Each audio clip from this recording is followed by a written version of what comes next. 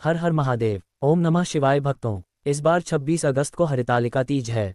Video आप पूरा देख लेंगे तो हरितालिका तीज से संबंधित सभी शंकाओं का समाधान हो जाएगा। भक्तों, अभी तक आप लोगों ने परंपरागत या इधर उधर से सुनकर यह व्रत किया होगा या आपको माता ने, दादी ने, सास ने बताया होगा इसके बारे में। लेकिन हम इस वीडियो के माध्यम से शास्त्रों की नई नई बातें भी बताएंगे, जिससे आपको सब कुछ स्पष्ट हो जाएगा। और जो पहली बार तीज का व्रत करना चाहती हैं वह माताएं बहनें, उनको यह वीडियो बड़े ही सहायक सिद्ध होगी। भक्तों, एक बात और बता दूं कि 25 अगस्त को भगवान वराह की जयंती है। और दोस्तों, वराह अवतार भगवान विष्णु जी का है। भगवान वराह और पृथ्वी देवी का संवाद है हमारे पुराणों में, जिसमें वराह भगवान इस हरितालिका तीज की महत्ता बता रहे हैं। पृथ्वी देवी से पूरी महिमा जो भगवान ने बताया है उसका मैं अलग से वीडियो बना दूंगा, व्रत कथा के रूप में आप लोग सुन लीजिएगा। भक्तों, भगवान और पृथ्वी देवी के संवाद को तीज पर स्त्री पुरुष जो भी सुनेगा उसका सौभाग्य, धन संपत्ति और मनोवांछित फल की प्राप्ति होगी, ऐसी महिमा है। भक्तों, वराह भगवान कहते हैं तृतीया तिथि को ही माता गौरी का जन्म हुआ और विवाह भी इसी तृतीया तिथि पर ही होगा। इससे तृतीया तिथि को यत्नपूर्वक प्रत्येक सुहागिन माताओं को, बहनों को इसका व्रत करना ही चाहिए। और व्रत में वराह भगवान क्या बता रहे हैं कि केवल इस दिन आपको नमक नहीं खाना है। देखिए दोस्तों, हरितालिका का हम नहीं बता रहे हैं। हरितालिका का व्रत है वह तो निर्जला किया जाता है, लेकिन जो वराह भगवान बता रहे हैं वह हरितालिका छोड़कर अन्य महीनों का बता रहे हैं। और जो भक्त व्रत नहीं भी रखती है तो हरितालिका का तो वे इस दिन कम से कम नमक वाला भोजन ना करें। वराह भगवान बता रहे हैं कि तृतीया तिथि पर जो माताएं बहनें बिना नमक का भोजन करते हैं तो उनका वैवाहिक जीवन खुशहाल होता है और संपन्नता बढ़ती है। ये शुक्ल पक्ष की तृतीया की मैं बात कर रहा हूँ। अब पुराणों में सनातन जी नारद जी को बता रहे हैं कि इसका व्रत यानी तृतीया का व्रत और पूजन करने वाली महिला श्री गौरी देवी की सहचर बनती है, यानी ही माता पार्वती जी की सहेली बनती है। तो हरितालिका तीज का व्रत बहुत ही पवित्र माना गया है। अब आइए भक्तों, जानते हैं कुछ आवश्यक और उपयोगी बातें। माता पार्वती आपको व्रत सफल संपूर्ण तरीके से करने की भरपूर शक्ति दे, इसलिए वीडियो को लाइक करके कमेंट बॉक्स में जय मां पार्वती लिख दें। सबसे बड़ा प्रश्न यह है कि माताएं बहनें धर्म में यानी पीरियड्स में यह व्रत कर सकती हैं या नहीं। भक्तों, इसका उत्तर यह है कि आप बिल्कुल व्रत कर सकती हैं, यदि आपका शरीर साथ दे रहा है तो। लेकिन पूजन का सामान आपको बिल्कुल नहीं छूना है, ना ही आपको पूजन करना है, केवल आपको व्रत करना। पूजन आपकी तरफ से आपके पतिदेव कर सकते हैं या घर का अन्य कोई भी सदस्य कर सकता। इनके निर्मित इसका व्रत कुंवारी कन्याएं भी करती हैं, जिनकी शादी में अड़चन आती हैं। हरितालिका तीज में व्रत की प्रधानता है, आप लोग जरूर कीजिएगा भक्तों। परंपरा के अनुसार एक दिन पहले नहाया खाया होता है, कहीं कहीं नहीं भी होता है, यानी एक दिन पहले से व्रत की पूर्व तैयारी को नहाया खाया कहते हैं। भक्तों, इस बार 2025 में नहाया खाया 25 अगस्त को है, तो इस दिन को बाल धोकर स्नान करना है 25 अगस्त तारीख को। लेकिन इस दिन सोमवार है तो कई माताएं बाल नहीं धोती हैं। तो इसका उपाय यह है कि आप 25 तारीख की सुबह सूर्योदय से पहले बाल धो लीजिए, क्योंकि सूर्योदय के बाद सोमवार लगेगा तो इसके अंदर आप लोग बाल नहीं धो सकते हैं। भक्तों, इस बात का आप लोग जरूर ध्यान रखिएगा। या तो जो लोग 5 की सुबह नहीं धो पाए बाल, तो 6 की सुबह यानी सूर्योदय से पहले आप अपना बाल धो सकते हैं। हम कहेंगे कि आप पर 5 की सुबह ही काम कर लीजिएगा। सूर्योदय से पूर्व 25 तारीख को ही माताएं बने मेहंदी लगा लेना। पूजा के सामान सब इकट्ठे करके रख लेना। आपको इस व्रत के दिन लाल या पीला वस्त्र ही पहनना है, जो सुहाग की निशानी है, और ये दोनों कलर सौभाग्य बढ़ाते हैं। भक्तों, 25 तारीख से ही आपको लहसुन प्याज नहीं खाना है। देखिए, 25 को तो नहीं खाना है और 26 को व्रत रहेगा। फिर पारण के दिन यानी 7 तारीख को भी आपको लहसुन प्याज नहीं खाना है, और पूरे घर की साफ सफाई आप 25 तारीख को ही कर लीजिएगा। भक्तों, अब आगे बढ़ते हैं। कई जगह पर परंपरा है कि व्रत वाले दिन यानी 26 तारीख की सुबह सूर्योदय से पूर्व कुछ खा लिया जाता है, उसको सरगी ही कहते हैं। तो देखिए माताएं बने, यदि आप रात को यानी सूर्योदय से पूर्व भोजन करेंगे तो कुछ औली मत खाना नहीं, तो आपको भूख प्यास दिन भर ज्यादा लगेगा। इस बात का आप लोग ध्यान रखिएगा। आप जलीय पदार्थ खाए हैं, जैसे नारियल पानी हो गया, अथवा तो और भी बहुत सारे फल हैं जिनसे प्यास नहीं लगती है। अब सुबह सूर्योदय से पहले स्नान कर लीजिएगा, जैसे कि व्रत है। और मैं पहले आप लोगों को बताता हूं कि व्रत में ब्रश नहीं किया जाता है। बाजारों के पेस्ट और मंजन से उसमें केमिकल और नमक होता है, जिससे व्रत खंडित होता है। देखिए, एकादशी के व्रत में तो दातून भी मना है, लेकिन इस व्रत में आप दातून कर सकते हैं। दातून नहीं हो तो कोहरा ब्रश ले लीजिएगा, बिना पेस्ट और मंजन के ये ब्रश कर सकते। इस दिन व्रत के दौरान हमें कौन से रंग के कपड़े पहनना चाहिए? तो भक्तों, इस दिन व्रत वाले दिन लाल या पीले रंग का, फिर चाहे वह साड़ी हो।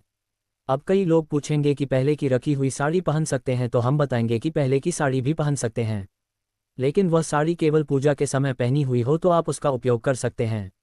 धोकर पहन सकते हैं। आप इस दिन पूर्ण श्रृंगार कीजिए, जिसको 16 श्रृंगार कहते हैं। तृतीय तिथि यानी 26 तारीख को सुबह के पूजन का समय रहेगा। सुबह 5:56 से 8:31 तक इसी बीच में आपको पूजन करना है और सुबह में स्नान के बाद आप इसी समय में पूजन कीजिएगा। अब पूजन कैसे करना है, यदि आप चाहते हैं कि मैं इस पर भी वीडियो बनाऊं पूरा डिटेल में, तो आप लोग कमेंट में बताइए। मैं उस पर भी वीडियो जल्दी से बना दूंगा, लेकिन मुझे कमेंट में बताइए यह वीडियो बनाना है या नहीं। आपसे हाथ जोड़कर के निवेदन है, अभी तक आपने वीडियो को लाइक नहीं किया है, वीडियो को लाइक कर दीजिए। ध्यान रहे कि पूजन की शुरुआत में आप हाथ में अक्षत पुष्प और जल लेकर संकल्प कर लेना है कि मैं इस हरितालिका तीज का व्रत कर रहे हैं। हे भगवान, अब बल देना, हमें सफलता देना। सुबह ही पूजन के समय आप व्रत कथा सुन लीजिएगा। हाथ में अक्षत पुष्प और कुछ दक्षिणा लेकर व्रत कथा सुनने के बाद आप हाथ में लिए हुए द्रव्य को भगवान के आगे समर्पित कर देना। अब अगला दुविधादायक प्रश्न है कि कई लोग कहते हैं कि मिट्टी का शिव परिवार बनाकर पूजन करना होता है, लेकिन शहरों में रहने वाले लोग कैसे और कहां से मिट्टी का जुगाड़ करें? तो भक्तों, अब मेरी बात पर आप लोग ध्यान दीजिएगा, इसका हल भी है। देखिए, जब माता पार्वती जी का विवाह विष्णु जी से तय होना था, तब सखियों ने उनका हरण कर लिया और पार्वती जी गुफा में मिट्टी और रेत के शिवलिंग बनाकर पूजन करती थी। ये परंपरा तभी से चली आ रही है, लेकिन आज के युग में हमारे पास फोटो की सुविधा है। जो लोग मिट्टी का पार्थिव शिव परिवार बना सकते हैं, वे लोग तो बनाए, बहुत उत्तम है। लेकिन जिनके पास सुविधाएं नहीं है, वे लोग केवल शिव परिवार का एक फोटो ले लेना और उसी पर पूजन कर लेना, या किसी के पास धातु की मूर्ति हो, मेटल की मूर्ति हो, तो उस पर भी आप लोग पूजन कर सकते हैं। मिट्टी का शिव परिवार पूजन कंप्लीट होने के बाद नदी या तालाब में विसर्जन किया जाता है। लेकिन जो लोग फोटो यूज कर रहे हैं पूजा के लिए, लास्ट में जब विसर्जन किया जाता है, उस समय केवल फोटो को आप अपने स्थान से खिसका देना, तो भी भगवान का विसर्जन माना जाएगा। या तो किसी ने कोई मेटल की मूर्ति रखी हुई है, उस पर पूजन किया, तो वे भी ऐसे ही पूजन करके मूर्ति को अपने स्थान से खिसका देना, तो इससे विसर्जन मान्य हो जाता है। भक्तों, फोटो को या मेटल की मूर्ति को ले जाकर पानी में डालकर आना। विसर्जन केवल मिट्टी की मूर्ति का होगा। भक्तों, आपका अगला प्रश्न आता है कि एक बार व्रत उठा लिया तो क्या हर बार करना चाहिए? देखिए, ये सब सुनकर कई बहनें तो व्रत करते भी नहीं। हम कहेंगे कि यदि आप हर बार कर सकती हैं तो व्रत आप अवश्य कीजिए। जब तक आपसे संभव हो तब तक आप यह व्रत कीजिए। अब कई लोग हैं ना, आपको डराते हुए मिलेंगे। एक बार व्रत कथा उठा लिया तो जीवन भर करना पड़ेगा, नहीं तो आपका ये हो जाएगा वह हो जाएगा जैसे बोलते हैं। तो भक्तों, उनसे पूछना कि कौन से शास्त्र में लिखा है और मुझे भी भेज देना। शिवजी और माता गौरी हमारी माँ है। शिवजी पिता भी लोग बुरा चाहकर भी नहीं कर सकते हैं, और वे बुरा क्यों चाहेंगे? भक्तों, इस व्रत के कुछ जरूरी नियम होते हैं, जिनके तहत कुछ खास सामग्री का होना जरूरी होता है। इनके बिना पूजा अधूरी रह जाती है। क्या है वह सामग्री? आइए जानते हैं। आपको चाहिए सूखा नारियल कलश, बेलपत्र, शम्मी का पत्ता, केले का पत्ता, धतूरे का फूल, घी, शहद, गुलाल चंदन, कलांबा, इत्र, 5 फल, सुपारी, अक्षत, धूप, दीप कपूर, गंगाजल, दुर्वा आदि हरतालिका तीज पर सुहाग सामग्री का बड़ा है। सुहाग की सामग्री में बिंदी, सिंदूर, कुमकुम, मेहंदी, बिछिया, काजल, जुड़ी ही महावर आदि को शामिल करें। दोस्तों, तीज के दिन एक चौकी पर आप पीला या लाल वस्त्र बिछाकर उस पर भगवान की सभी प्रतिमाओं को स्थापित करके उनका विधिवत पूजन किया जाता है। तिलक लगाकर श्रृंगार किया जाता है। माता पार्वती को 16 श्रृंगार की वस्तुएं, मौसमी फल आदि अर्पित किया जाता है। धूप दीप जलाकर पूजा करके मंत्रों का जाप किया जाता है। मीठे का भोग लगाया जाता है। मालपुए का या दूध से बनी मिठाई का भोग इस दिन आप लगा सकते हैं। सबसे अंत में व्रत की कथा पढ़कर या सुनकर आरती की जाती है। अगले दिन सुबह सूर्योदय के बाद ही इस व्रत का पारण किया जाता है।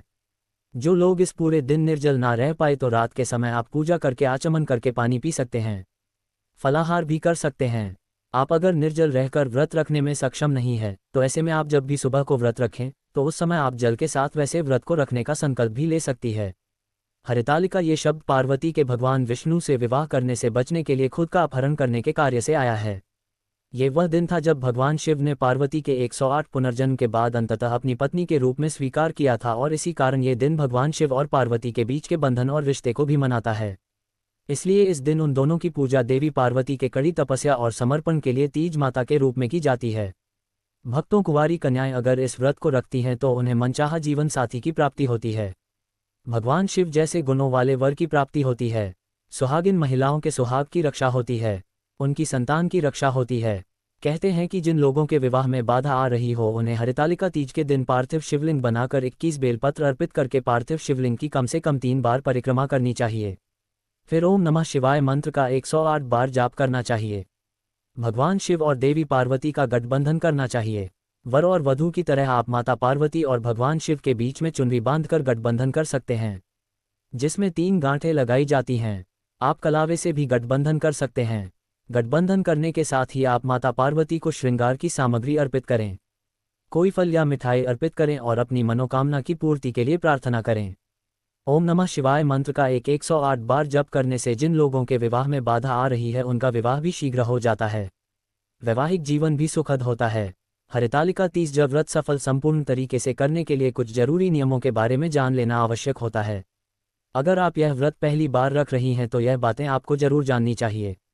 लेकिन दोस्तों, उससे पहले आपसे रिक्वेस्ट करते हैं कि वीडियो को लाइक जरूर करिएगा, दोस्तों को शेयर कर दीजिएगा और अगर आपने अभी तक चैनल को सब्सक्राइब नहीं किया है तो चैनल को सब्सक्राइब करके बेल आइकन जरूर दबाएं।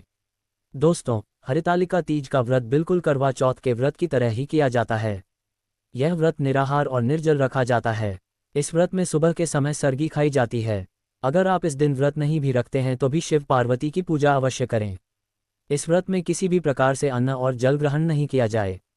अगले दिन सुबह पूजा के बाद जल पीकर व्रत खोलने का विधान है।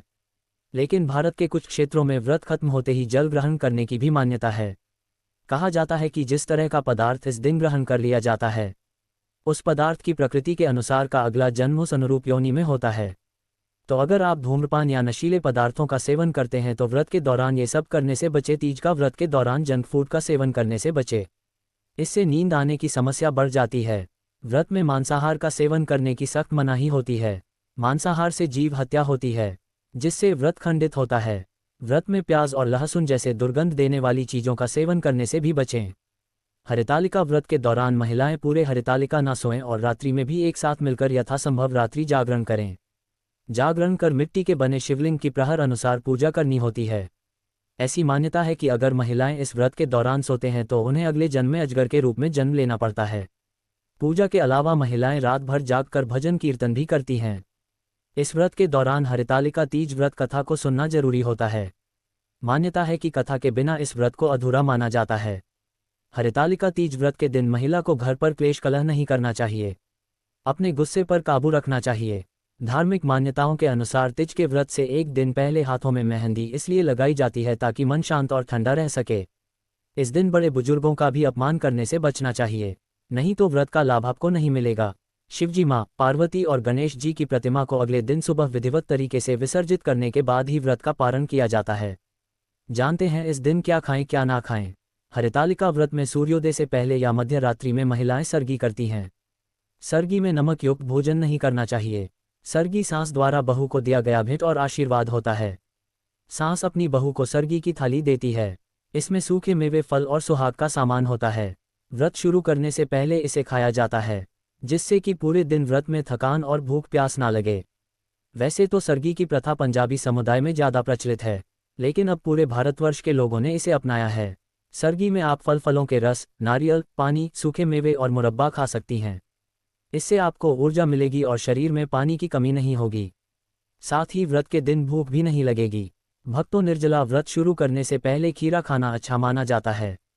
इससे शरीर में पानी की कमी नहीं होती है। नारियल पानी, अनार का रस आदि भी पी सकते हैं। इससे व्रत के दौरान भरपूर ऊर्जा मिलेगी। नारियल पानी में कई तरह के मिनरल्स होते हैं। अनार के जूस में विटामिन सी और आयरन भरपूर मात्रा में होता है, जिसके सेवन से प्यास नहीं लगती है। हरितालिका तीज के अगले दिन यानी चतुर्थी तिथि लगने के बाद ही पारण करना चाहिए। व्रत का पारण कभी भी नमक युक्त भोजन से ना करें। आप पानी, शरबत, फल या मीठे से व्रत से खोलें। पारण में पानी धीरे धीरे पिए, फिर किसी मीठी चीज़ का सेवन करें। मीठी चीज़ का सेवन करने और प्रसाद ग्रहण करने के बाद ही नमक से बना भोजन मुंह में डालें। माता पार्वती आपको व्रत सफल संपूर्ण तरीके से करने की भरपूर शक्ति दे। कमेंट बॉक्स में जय मां पार्वती अवश्य लिखें। आज के लिए बस इतना ही दोस्तों। अगर आपको यह वीडियो पसंद आया है तो वीडियो को लाइक करिएगा, दोस्तों को शेयर जरूर करिएगा और चैनल को सब्सक्राइब करके बेल आइकन जरूर दबा दीजिएगा ताकि आने वाला नॉलेजेबल वीडियो आपको सबसे पहले मिले।